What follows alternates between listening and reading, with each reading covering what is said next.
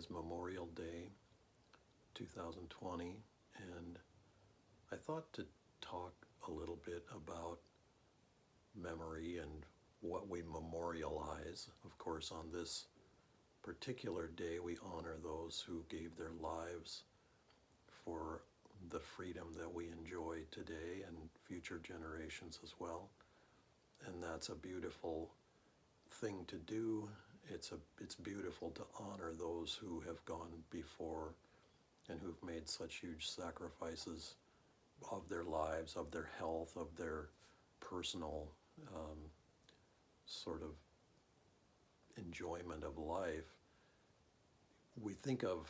Particularly, we think of the greatest generation and how so many millions had to commit themselves to going to places that they had never been before, to serving in ways that they never dreamed of, and giving perhaps their lives or coming home injured, or if not any of those things, just simply bringing home the mental trauma and difficulty of having faced such horrifying circumstances. So all of that sacrifice we of course honor and appreciate because we have tremendous blessings and freedom from that as a result from that.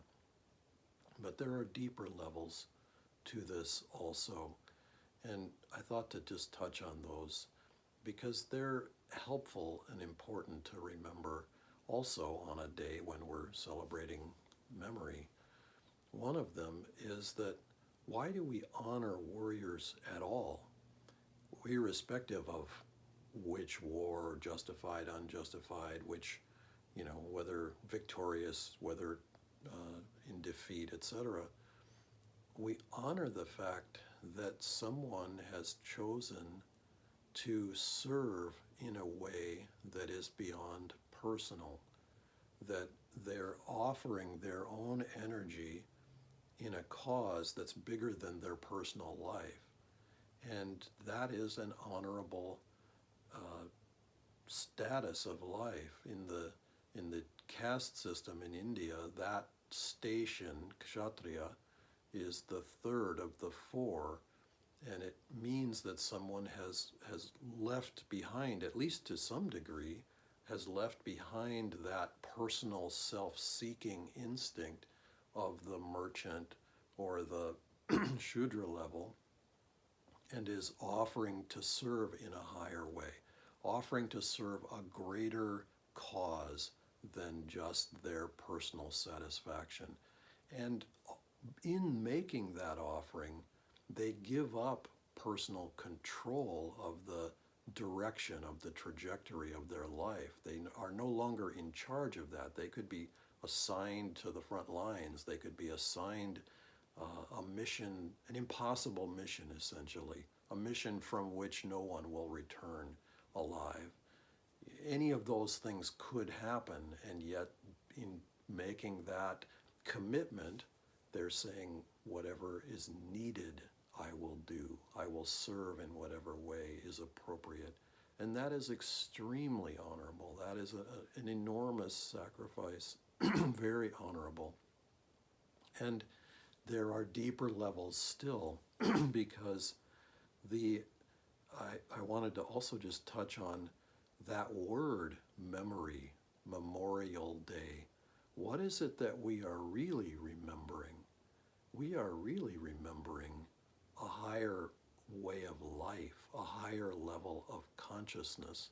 There is a tradition in India that says that that divine realization is smriti, is the word that is used.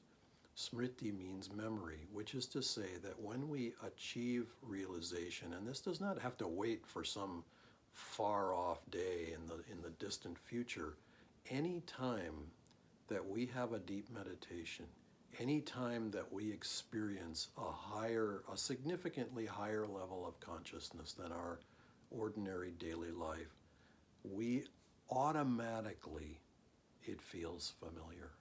Automatically it feels like, I remember. This is my own.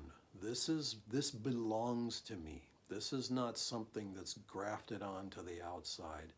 This is why in religion it is so challenging to have meaningful dialogue because there's this natural tendency that when we strike something that is real for us, the implication is that it will be so for everyone else. We do some practice, we take up some discipline, we follow some observance, and we get result from it.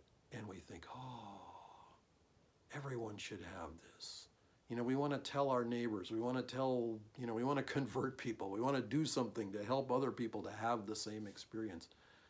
But the observance will not necessarily work the same way for them unless they're at that precise moment in their lives, which is very unusual. And so we have to be very careful how we sort of turn that, how we express that to other people.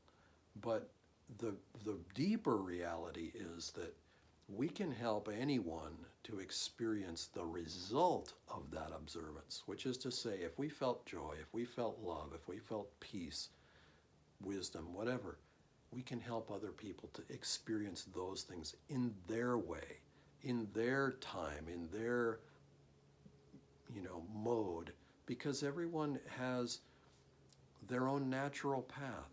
Everyone has to follow that natural path in their time, in their way. We can't impose that on someone, but we can encourage them to remember, and I would like to suggest to all of us on this Memorial Day, that we remember the fact that our nature is divine, and that when we get there, and that can happen every day of the week, when we touch that, we remember and we say, oh, now I remember that feeling, I remember that experience. That is mine. So remember to remember that we are divine children of God, and to practice whatever observance, whatever, this week in our year of weekly Sunday service topics was, what is the best way to worship? And we talked about, follow what is your own, what is in harmony with your own nature, your own vibration.